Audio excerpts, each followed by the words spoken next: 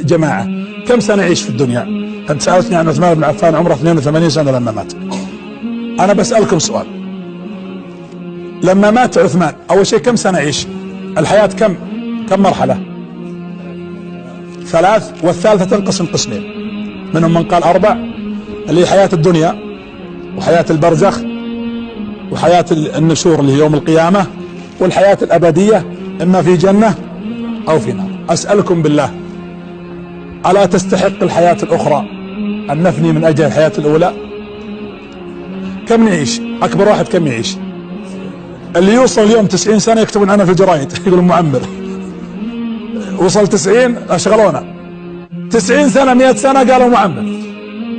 يا جماعة ترى الحياة في البرزخ قد تكون أطول من حياتك في الدنيا مئات المرات. عثمان بن عفان متى مات؟ عثمان بن عفان مات سنة 36 أو آخر 35 هجرية في ذي الحجة. اليوم عام 1400 وكم؟ 38. له 1400 سنة في قبره. الحياة القبر أطول من حياة الدنيا. عاش 82 سنة واليوم له 1400 سنة في قبره. اسأل أبوك عن جدك وعن جد جدك متى ماتوا، كم لهم في القبور؟ تلقاه عاش 30 سنة في الحياة، 40 50، واليوم له 200 و300 سنة في قبره. والله أعلم متى تقوم القيامة. وإذا بعث من في القبور بعثنا إن يوما عند ربك ك1000 سنة، والناس يقفون يوم المحشر 50,000 سنة. ما تستحق حياة القبر هذه انك تفنيها لله؟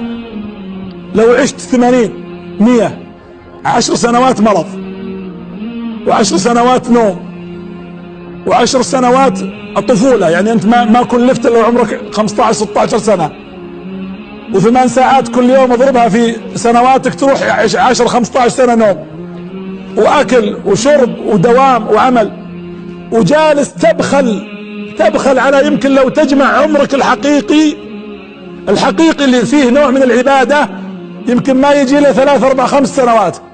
هي محصلة ما ستجده في ذلك القبر اللي ممكن تجلس فيه مئات السنوات. ثم يوم القيامة يوم عظيم مهول.